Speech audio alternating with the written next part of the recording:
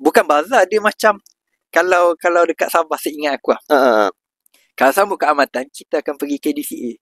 Okay. KDCA ni dia buat macam satu kampung budaya, macam rumah-rumah. Okey, untuk bukan di kaum kot kan, kaum tu macam ni rumah dia ni macam so kita explore banyak gila. Macam-macam kaum lah dekat sana kan. Tak silap aku ni.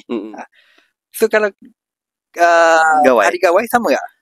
Okay, Gawai ni macam ni. Kita akan ada pergi ke rumah-rumah orang juga, betul. Tapi macam ni lah, kalau kau nak rasa warmth of the family, yang kau tak pernah expect. Yang warmth of the family yang bukan family kau. Maksudnya totally stranger.